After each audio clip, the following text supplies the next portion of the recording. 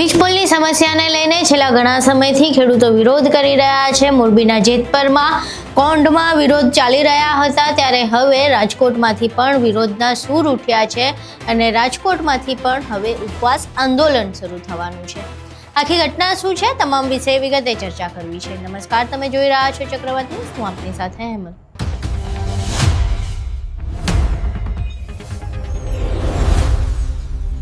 રાજકોટના પડદરી તાલુકામાં પણ હવે વીજપોલની સમસ્યાને લઈને વિરોધ થઈ રહ્યો છે અને હવે ખેડૂતો ઉપવાસ આંદોલન પર બેસવાના છે।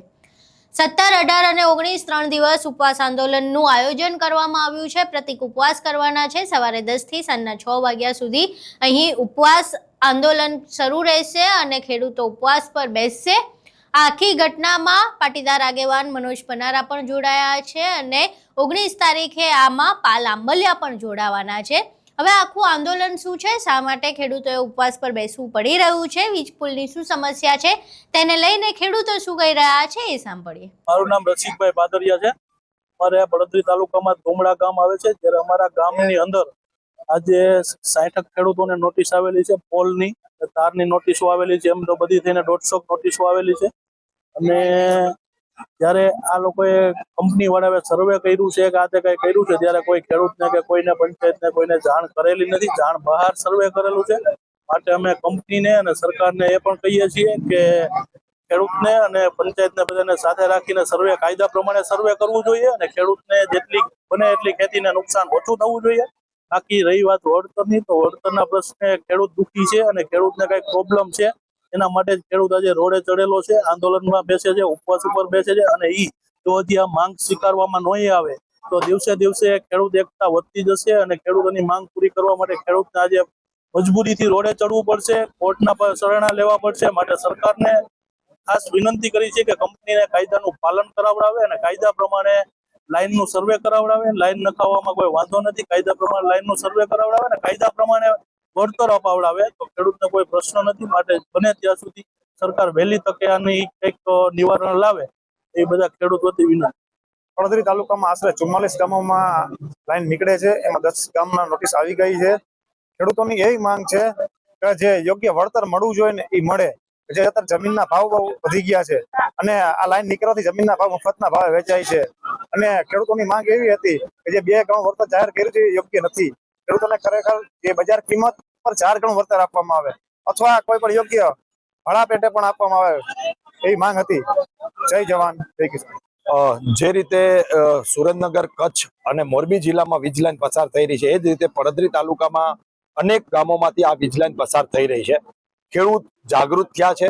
ખેડૂતોએ પોતાની માંગ માટે, ન્યાય માટે આજે પડદરી તાલુકામાં 17, 18, 19 આમ 3 દિવસ સુધી આ જ જગ્યા ઉપર પ્રતિક ઉપવાસનું એક કાર્યક્રમ આપ્યો છે સરકારને ઢંઢોળવા માટે।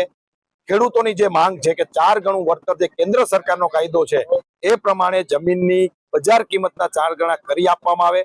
જે પરિપત્ર કરવામાં હમણાં સરકારે કર્યો છે એ નામંજૂર છે અને આગામી કાર્યક્રમો ગાંધી ચિંધ્યા માર્ગે આ રીતે દરેક જિલ્લામાં થવાના છે। જ્યાં જ્યાં વીજ લાઈનો નીકળી રહી છે ત્યાં ખેડૂતો પોતાની માંગ મજબૂત કરવાના છે અને આવતા દિવસોમાં આંદોલન વધુ મજબૂત થશે એવું ખેડૂતો નો સૂર છે।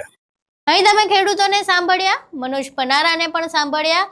હવે આખી ઘટનાને લઈને આપણે જેતપરમાં જોયું કે જેતપરમાં તો આમરણાંત ઉપવાસ કરવામાં આવ્યા હતા, પરંતુ 19 દિવસ બાદ એ ઉપવાસ તોડવા પડ્યા, કારણ કે જે આંદોલનકારીઓ હતા તેમાંના એક નેહુલ અમૃતિયાની તબિયત ખૂબ જ ખરાબ થઈ ગઈ અને ડોક્ટરે તેમને ઉપવાસ તોડવા માટે ફરજ પાડવા કહ્યું અને ત્યારબાદ તમામ ખેડૂતોના પારણા કરવામાં આવ્યા, જેટલા પણ લોકો ઉપવાસ પર બેઠા હતા। એટલે 18, 18, 19, 19 દિવસ જે આમરણાંત ઉપવાસ ચાલ્યા હતા, ખેડૂતોની તબિયત ખરાબ થઈ હતી, તેમને ડોક્ટરે કહી દેવું પડ્યું કે હવે નહીં જ ખેંચાય આગળ ઉપવાસ, ત્યારે જતાં તેમને પારણા કરવા પડ્યા, લોકોના જીવ પર આવી ગઈ હતી। તેમ છતાં આ સરકાર એક પણ વાર ત્યાં જઈને વાતચીત નથી કરવા તૈયાર। તો હવે પ્રશ્ન થઈ રહ્યો છે કે જે પડદરી તાલુકામાં ફરી એકવાર ઉપવાસ આંદોલન શરૂ થવાના છે, શું તેનાથી સરકારને કોઈ ફરક પડે છે કે કેમ? જેતપર બાદ હવે પડદરીમાં આ ઉપવાસ થવાના છે અને ઉપવાસની અસર ગાંધીનગરમાં કેટલી થાય છે, સરકારને આ મામલે ફરક પડે છે કે કેમ, અને વીજ પોલની સમસ્યાનું કોઈ નિરાકરણ આવે છે કે કેમ, તે જોવું રહ્યું। તમારું આ આખી ઘટનાને લઈને શું માનવું છે? શું આ પડધરીમાં જે પ્રતિક ઉપવાસનું આયોજન કરવામાં આવ્યું છે તે ફળશે કે કેમ? તમારા મંતવ્યો અમને કોમેન્ટ બોક્સમાં જરૂર જણાવજો. વિડીયો પસંદ આવ્યો હોય તો વિડીયોને લાઇક કરજો, શેર કરજો અને અમારી ચેનલને સબસ્ક્રાઇબ કરવાનું ભૂલશો નહીં. નમસ્કાર.